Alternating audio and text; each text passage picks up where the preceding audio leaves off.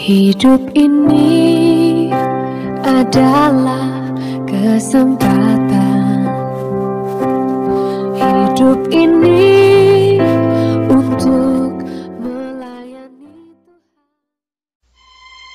Celakalah mereka yang menentukan ketetapan-ketetapan yang tidak adil, dan mereka yang mengeluarkan keputusan-keputusan kelaliman, untuk menghalang-halangi orang-orang lemah mendapat keadilan, dan untuk merebut hak orang-orang sengsara di antara umatku, supaya mereka dapat merampas milik janda-janda, dan dapat menjarah anak-anak yatim. Apakah yang akan kamu lakukan pada hari penghukuman, dan pada waktu kebinasaan yang datang dari jauh? Kepada siapakah kamu hendak lari minta tolong? Dan di manakah hendak kamu tinggalkan kekayaanmu? Tak dapat kamu lakukan apa-apa selain dari meringkuk di antara orang-orang yang terkurung dan tewas di antara orang-orang yang terbunuh. Sekalipun semuanya ini terjadi, murka Tuhan belum surut dan tangannya masih teracung. Celakalah Asyur yang menjadi cambuk murkaku dan yang menjadi tongkat amarahku. Aku akan menyuruhnya terhadap bangsa yang murtad, dan aku akan memerintahkannya melawan umat sasaran murkaku, dan untuk menginjak-injak mereka seperti lumpur di jalan. Tetapi dia sendiri tidak demikian maksudnya, dan tidak demikian rancangan hatinya, melainkan niat hatinya ialah hendak memunahkan dan hendak melenyapkan tidak sedikit bangsa-bangsa. Sebab ia berkata, bukankah panglima-panglimaku itu raja-raja semua? Bukankah Kalno sama halnya seperti Karkemis? Atau bukankah Hamat seperti Arpad? Atau Samaria seperti Damsik?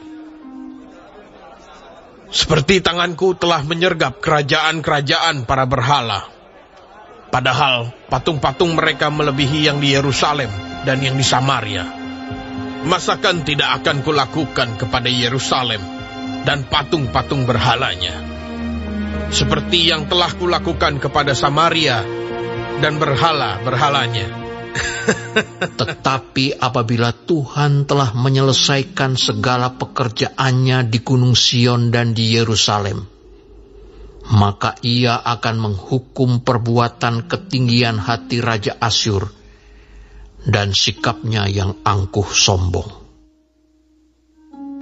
Sebab ia telah berkata, dengan kekuatan tanganku, aku telah melakukannya, dan dengan kebijaksanaanku.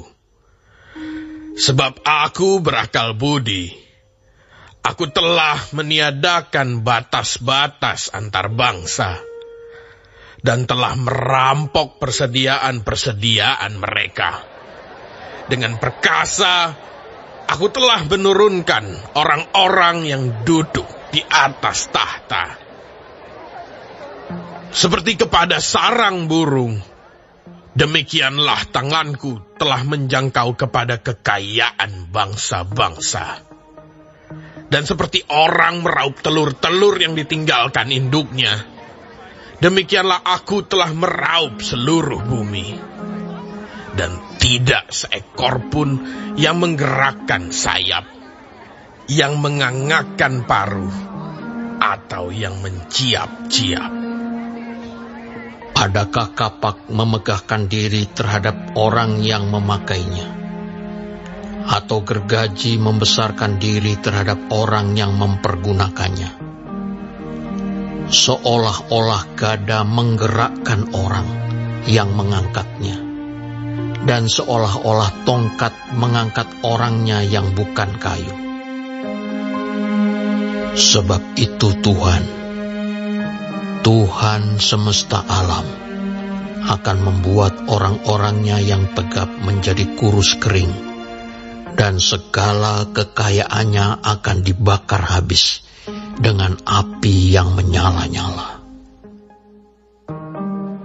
Maka terang Israel akan menjadi api, dan Allahnya yang Maha Kudus akan menyala-nyala dan akan membakar dan memakan habis putri malu dan rumputnya pada satu hari juga.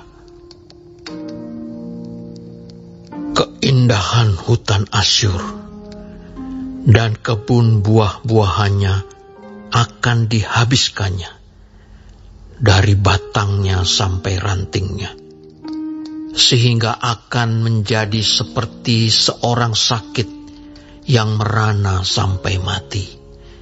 Dan sisa pohon-pohon hutannya akan dapat dihitung banyaknya, sehingga seorang anak dapat mencatatnya.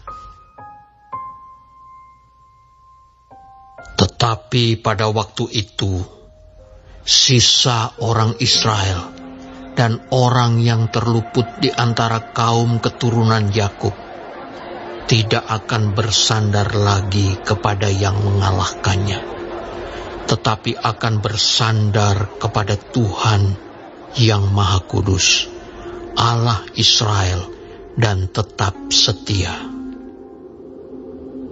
Suatu sisa akan kembali, sisa Yakub akan bertobat di hadapan Allah yang perkasa.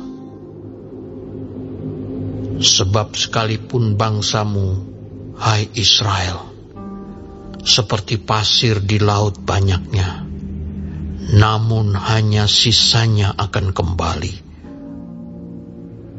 Tuhan telah memastikan datangnya kebinasaan, dan dari situ timbul keadilan yang meluap-luap.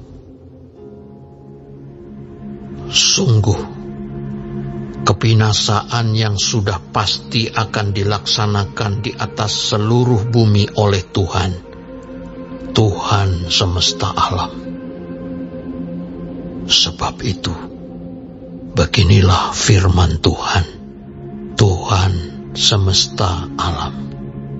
Hai umatku yang diam di Sion, janganlah takut terhadap Asyur. Apabila mereka memukul engkau dengan gada dan menghantam engkau dengan tongkatnya, seperti yang dilakukan Mesir dahulu. Sebab sedikit waktu lagi amarahku atasmu akan berakhir, dan murkaku akan menyebabkan kehancuran mereka. Tuhan semesta alam akan mencambuk mereka dengan cemeti, seperti ia menghajar Midian di gunung batu Oreb, dan mengayunkan tongkatnya ke atas laut Teberau, dan mengangkatnya seperti di Mesir dahulu. Pada waktu itu beban yang ditimpakan mereka atas bahumu akan terbuang, dan kuk yang diletakkan mereka atas tengkukmu akan lenyap. Asyur telah muncul dari Rimon dan telah datang menyerang Ayat. Ia telah lewat dari Migron, dan di Mikmas diaturnya perbekalannya. Mereka telah menyeberang dari jurang penyeberangan sambil berteriak, Geba tempat permalaman kita! Penduduk Rama gemetar, penghuni Gibea Saul melarikan diri. Keluarkanlah jeritanmu, hai putri Galim. Perhatikanlah, hai Laisya. Jawablah dia, hai Anatot. Penghuni Madmena lari jauh-jauh. Penduduk Gebim pergi mengungsi. Hari ini juga Asyur akan berhenti di Nob. mengacung-acungkan tangannya ke arah gunung Putri Sion, Bukit Yerusalem. Lihat, Tuhan semesta alam akan memotong dahan-dahan pohon dengan kekuatan yang menakutkan. Yang tinggi-tinggi tumbuhnya akan ditebang, dan yang menjulang ke atas akan direndahkan. Belukar rimba akan ditebas dengan kapak, dan Libanon dengan pohon-pohonnya yang hebat akan jatuh. Baik, sebelum mengakhiri firman Tuhan hari ini, kita sama-sama berdoa. Bapa kami yang di surga, dikuduskanlah nama-Mu. Datanglah kerajaan-Mu. Jadilah kehendak-Mu di bumi seperti di sorga. Berikanlah kami pada hari ini makanan kami yang secukupnya, dan ampunilah kami akan kesalahan kami, seperti kami juga mengampuni orang yang bersalah kepada kami. Dan janganlah membawa kami ke dalam pencobaan, tetapi lepaskanlah kami daripada yang jahat, karena Engkaulah yang empunya kerajaan dan kuasa dan kemuliaan sampai selama-lamanya. Amin. Terima kasih pemirsa telah mendengarkan firman Tuhan hari ini.